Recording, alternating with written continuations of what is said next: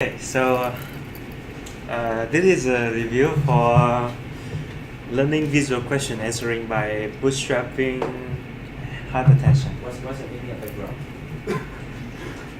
Oh, so this is a suggestion by PowerPoint. Visual attention. It's visual attention, yeah. Yeah, so let me summarize a bit about the paper. So the paper is about visual attention, right? Which is instrumental, very important for many complex visual reasoning tasks. And there are two mechanisms. One is soft attention, which is very popular because it's quite well suited for deep learning techniques because they are differentiable. On the opposite, hard attention is less popular because main challenge is it is non-differentiable. So it is hard to plug into existing model that use back propagation learning technique of deep learning. So this the paper basically say that you can do hard attention with the idea is that they only select a subset of features for further processing based on the magnitudes of the features. Okay, so this is an example, right? So this is input image. You calculate the norm of the features, and then you just select the top highest norm values of the features, and then you set the attention mask on those features. So the way they do it is that they based on the L2 norm, and they set a threshold value, and the threshold value will decide which feature you will select for the attention mechanism. So the advantages that the paper claim is that because of the hard attention, you have more efficient computation compared to soft attention, and the hard attention is expected to generate a better interpretability for the attention mechanism because you focus only on the most important and relevant features, not other information in the background. Okay, so those are what the paper claims. So the paper that I picked to be the competitor for the paper that Zhongzhe presented is Transparency by Design, closing the gap between performance and interpretability in visual reasoning. So this paper is to attack at the second point of the second advantage of this paper, in which it claimed that hard attention is better for interpretability of the attention mechanism. So the idea of this paper is that so visual reasoning is a complex task, right? So instead of treating it as a single task, they break it down to simpler tasks, and for each task, each subtask, they give a way for user to visualize how well the network perform on each subtask. So for example, this is so the same task, visual question answering. You have the question, you have the input image. So the question is how many large metal cylinders are in the image. So instead, so they break down this question into three different subtasks. The first task is that you filter the objects in the image based on the size of the shapes, the size of the objects. The second task is based on the material, the filter out based on materials. And the last one is based on the shape of the objects. And you can see that by filtering the objects by each attribute, you have better pipeline of reasoning for how does the model select which object to put attention to. during the process of finding the answers. So the idea is that they first pass a question into a computational graph, and then the model will convert that computational graph into they're gonna map this computational graph into corresponding blocks of neural network models. So what that means is that for each question you're gonna generate different computational graph, depends on what type of question it is, and what type of question it is. Okay, what is this? So this is the example, right? This is the input question, and you pass the input question through a program generators, and then you create a computational graph. This is input image. You extract the features. You initialize the attention mask to be on the value of ones, and then there is a dynamic combination of the different models to generate a neural network for that pair of question and image only. And then finally you train the classifier and you do the prediction. So this is an example of different architectures for different questions. So the first example is that they ask what color is in the big matter object. So given this question, you have this computational graph, and for each node in the computational graph depends on the operation that they define. They're gonna plug in the corresponding neural network unit corresponding to this operation. For example, for this question, right, the first block is that they attend to the filter by the side of the object. The second filter is based on the materials, and the next one is a query for the color. Whereas the second example is a counting question.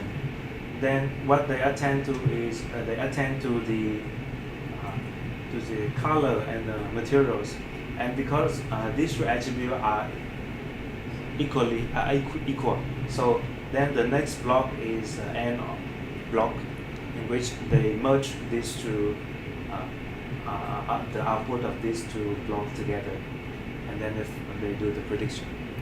So the idea is that each question will generate a different computational graph, and it's adaptive to the question. So even the image in the same batch will have different architectures when it comes to learning and prediction. So this is the example, right? How many cayenne cylinders are there in this input image?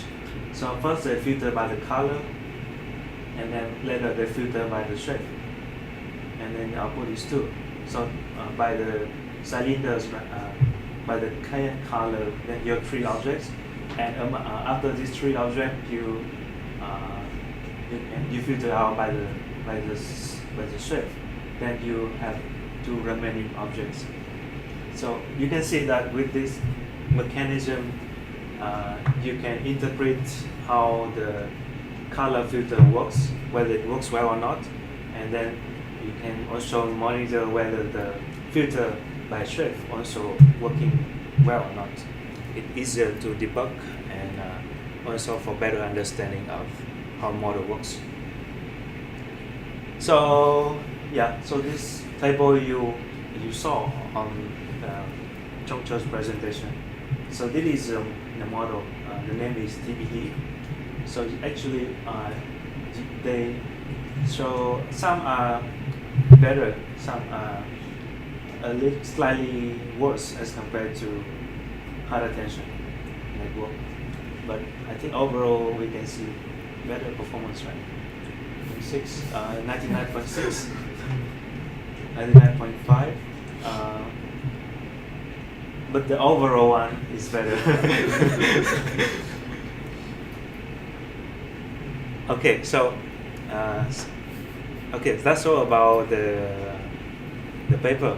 Now the questions for Chongsa paper is that so the paper based on the assumption that the learned features often carry an easily accessible signal for high attention selection. So my thought is that does it assumption lead to redundant attended areas? Because it's based on the magnitudes only, right? There is no there's no question involved, right? So my feeling is that it's going to lead to generate some redundant attended pixels for the hard attention. So I don't know whether the paper they actually do any experiment to show that whether they attend to the correct pixels of the image. The second question is that do they do any experiment to see the effect of the top K? Let's say if you increase the number of selected pixels, then whether you can boost the performance. You know the answer to this question. Right? You read the paper. Actually, I didn't see any experiment on that. Percentage in the table. The percentage in the table. Okay. Yeah. So, but the point is that let's say if you increase the number of attended pixels in the image, and it's a little better performance, then his attention mechanism makes sense or useful, or if not, then is hard attention provide any mechanism to penalize the wrong attended regions in the image? Yeah. The last question is actually Tuan's question. Such whether it's whether the hard attention network really more computationally efficient as compared to short attention, because you need to do a lot of extra computations. I think it's gonna have less number of trainable parameters, but I think you need to check that with the number of computation you need to do to perform, to basically compute the L2 norm and to filter out based on the threshold. So I don't think they have any comparisons in terms of computational efficiencies between the models. Yeah, so that's all.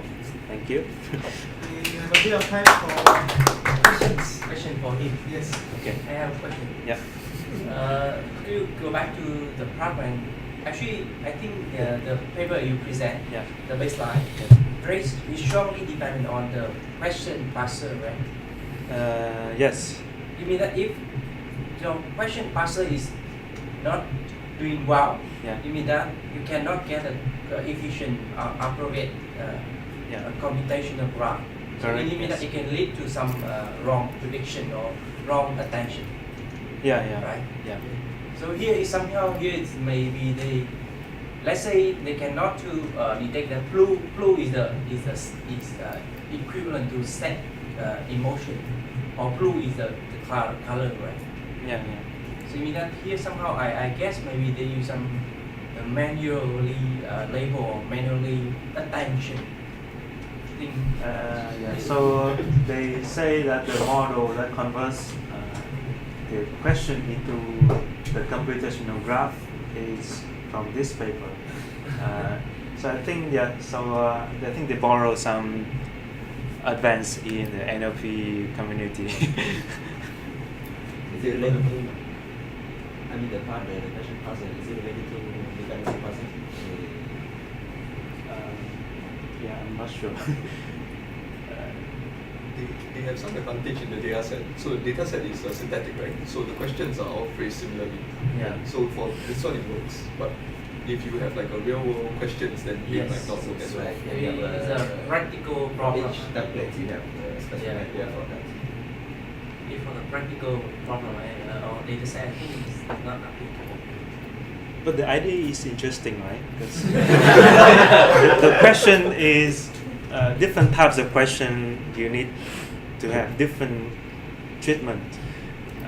You need different architectures to handle that kind of Yeah, question. but it's strongly dependent on one another.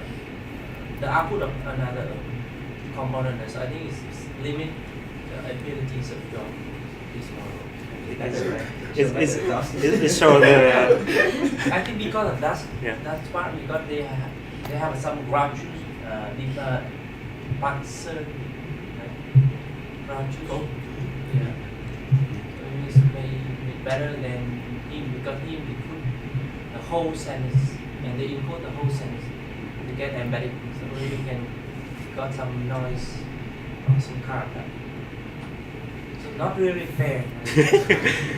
it's a good thing, right? Because it's a collaboration between different research communities to solve a problem.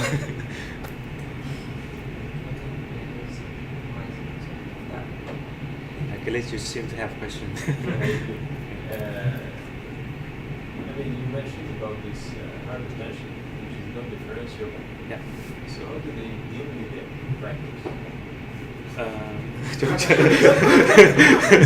Additional question 4. yeah. So they backpropagate it through the activated neuron. But then it updates the weight of 1x1 CNN and it updates the weights of multilayer perceptron. So they say that the gradients still flow back just fine. Yeah, so they propagate back to this one, Yeah. to this part of the network. But how do you backpropagate if the operation is discontinuous? So you only take the updates of the activated neurons, right? But you update, because the computational network only has one set of weights, and this set of weights is applied across the entire image. So you only have to update the same set of weights, even no matter if it's positive or no matter if it's selected or not, it's the same set of weights. Same like dropout. How do you update the one that you choose? And it's non-refreshable as well, so it works.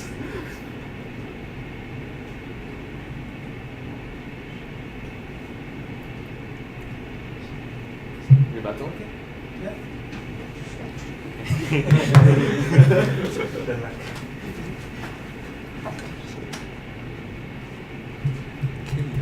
So first question.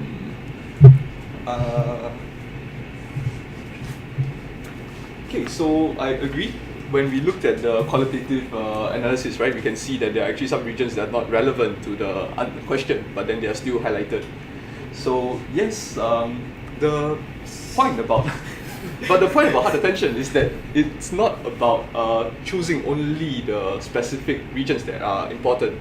It's about removing things that we know are not important. So the computational advantage is still there.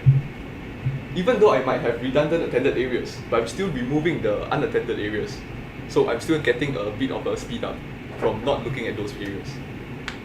So I agree this is a con of the model, but but it still achieves its purpose, which is to reduce the number of calculations you need to do, or theoretically need to do. So the reason why I say theoretically is because the authors actually implemented it in TensorFlow. It's an estimator. They don't have a good way to not backpropagate through the unattended neurons. So actually there's no speed up. It's the same. Yeah, but they just block the gradients from backpropagating. Yeah, so okay, for this question, the effect of K we actually saw in the presentation just now. If you have 100%, right, it actually performs worse slightly worse than the 48%. So actually the K affects it a little bit. So if I can just go to the slide.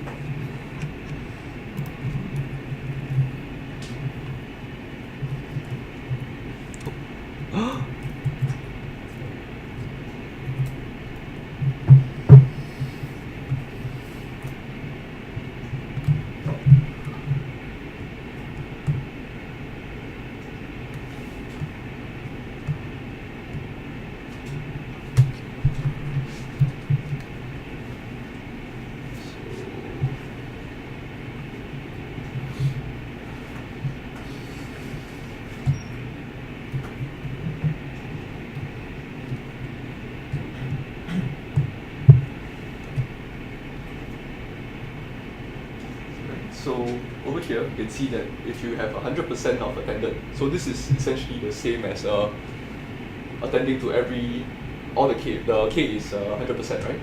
You get slightly worse performance than the 48%. Yeah. So the impact of K actually affects the performance, but it's not clear like using all the inputs is going to help with the performance.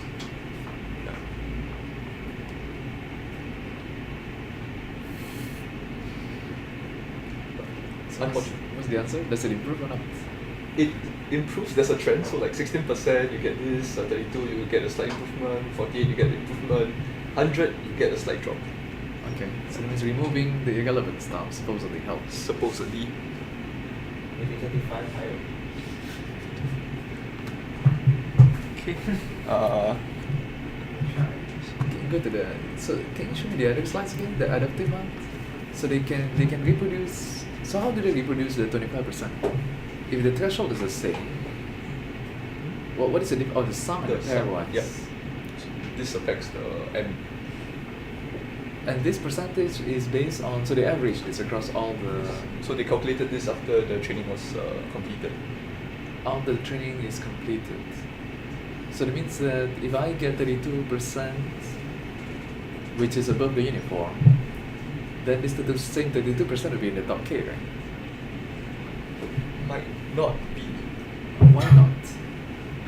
It affects, so the selection of K So affects 32% above the uniform, meaning 68% below uniform. Yes. So then the 32% is the top 32%. But it affects the training, right? So during training, you are always constantly selecting 32% over here. So you might be learning something different from the adaptive HAN. So this one can actually... So between iterations, I can be selecting different numbers. So the training procedure is a bit different. The updates will be a bit different. Did they try other thresholds? No, this is all that's reported. But actually, the train and test can be different, right? You can set K 20, but test you can set K 30, right? Yes. They could. They didn't. I don't want to tell you.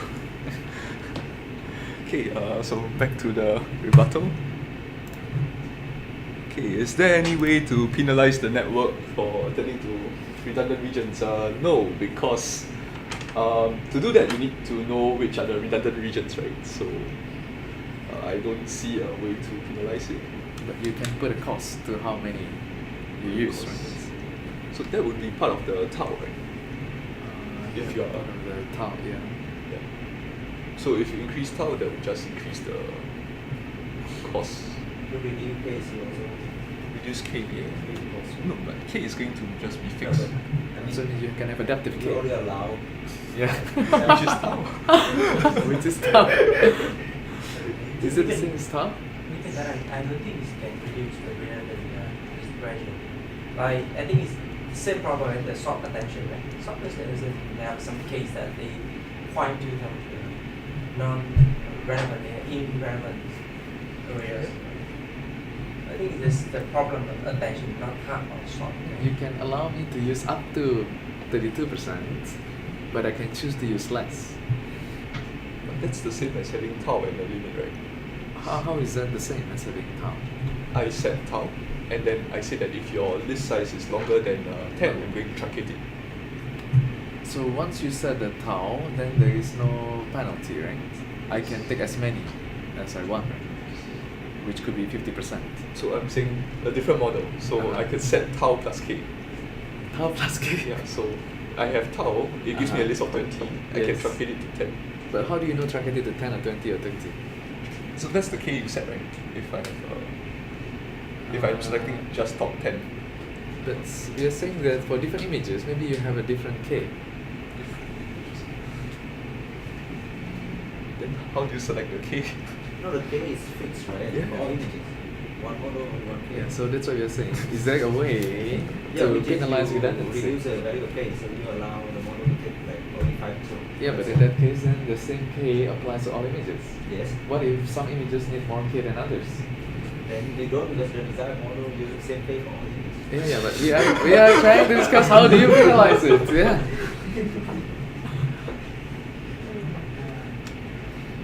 So this is an extended question, right? Beyond this paper, is there a way? Yeah. You label the redundant. You have to label the relevant ones. Yeah. That's tricky. Okay, so moving on. So this question, like I said before, I think the speed up mainly occurs in the aggregation part where they do the transformer style attention. So that part, by removing some of the inputs, you get a smaller matrix to compare. So the lesser of the key value queries they need to calculate, less of them to sum up. So, but it's not shown in the paper. Yeah, it's But they before say- that, you need to do a lot of Yeah. stuff in between. So I think it's an open question. This part, like, can you implement it efficiently? So then, how do they get? How do they argue that they are better than the other one? They claim that the theoretical costs, like the majority of the cost, comes from here. So by making the input to the attention smaller, you can actually reduce the amount of calculations needed. My argument, the cost comes from when you calculate the weight. Yeah, yeah. When you sum it up. You do element-wise multiplication. Right? But isn't it the same cost and you need to calculate the norm, the outer norms?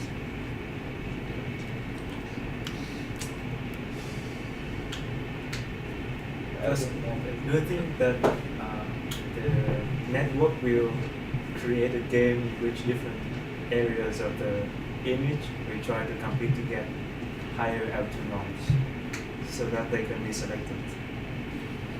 That's the point, right? That's how you attempt. Like, you think that this part is more important, that's why you have a higher L2 norm.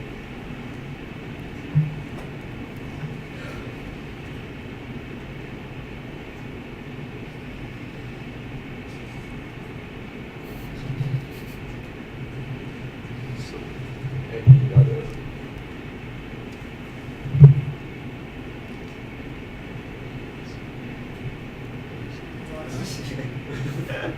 All right, let's thank both speakers. Now we have